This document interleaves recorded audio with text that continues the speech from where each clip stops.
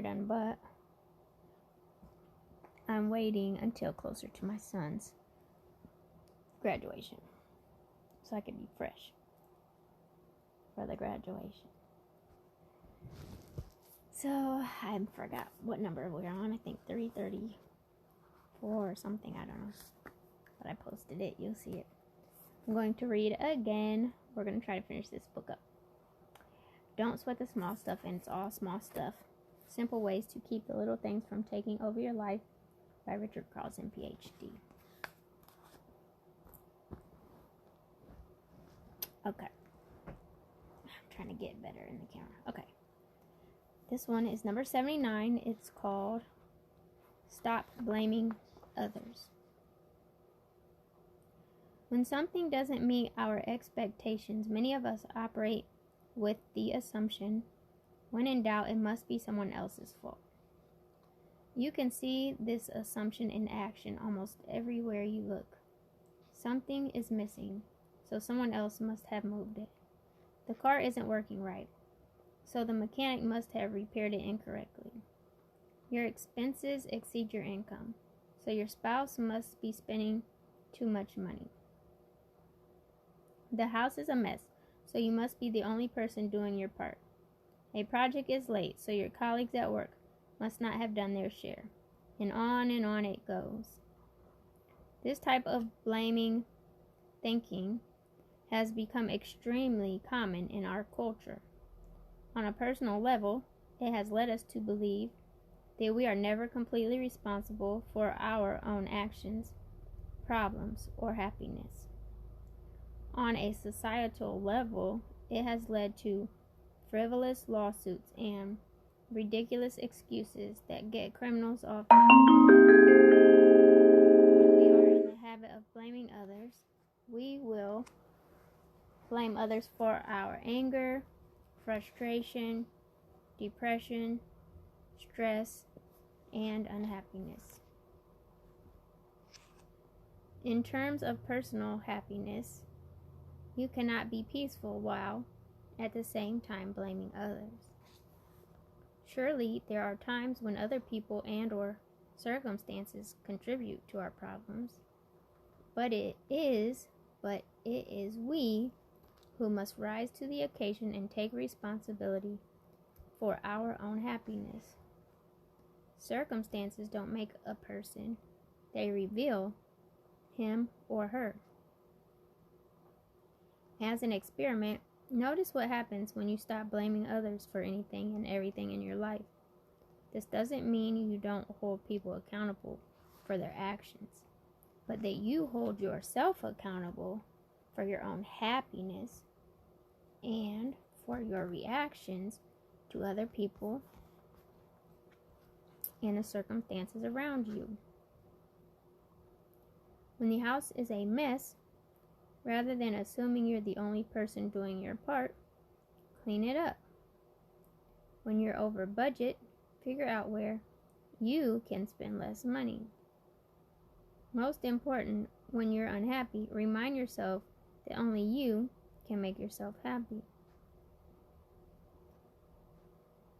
Blaming others takes an enormous amount of mental energy.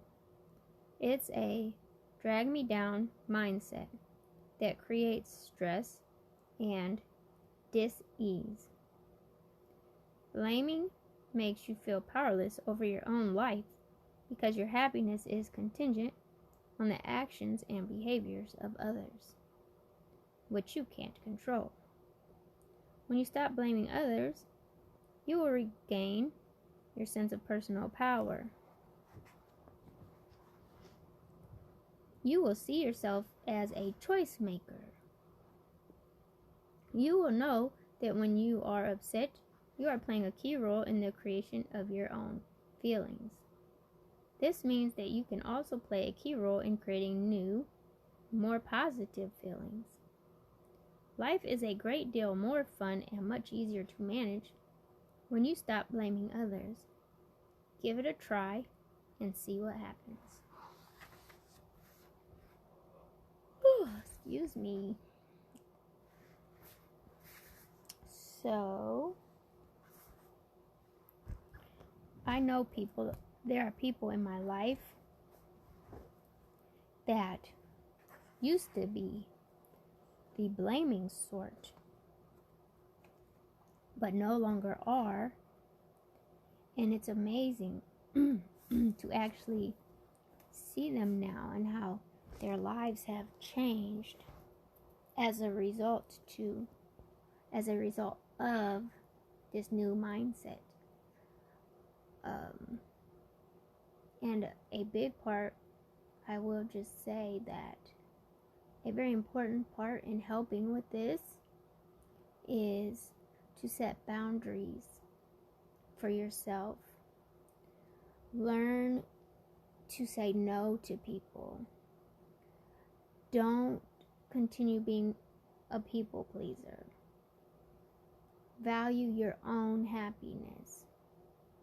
Don't set other people's happiness as a higher priority than your own. These are all important things to keep in mind when it comes to this blaming sort of mindset. It's all along the same mindset. It's all along the same track. Okay? So start making these changes in the way you perceive things. Change your perspective. Because really, when you change your perspective, everything around you starts to change. Because everything you see in your surroundings comes through this filter of your perception, of your perspective, of your thoughts. It's a screen. And a screen kind of changes the reality sometimes of what actually is taking place. Because you're seeing through this I can't even really think of the word, but it's not a true vision of reality. It's more of a screened perspective, an altered perspective based on your perception. So anyways, hopefully that makes some sense to you. I could do a whole video on that topic. I had a discussion with my daughter and her boyfriend about that today. Actually, very good eye-opening discussion for the two of them as well, to see things through another person's perspective. So I'd like to encourage this also. If you're in a relationship and you find yourself in a tiff, a disagreement, an argument, ask the person, why do they feel that way about something, whatever it is. What is your perspective? Why do you feel this way about the situation? And this was part of the discussion that I had with the two of them today. And it's very eye-opening, because a lot of times we get angry over a person's actions or comments or whatever.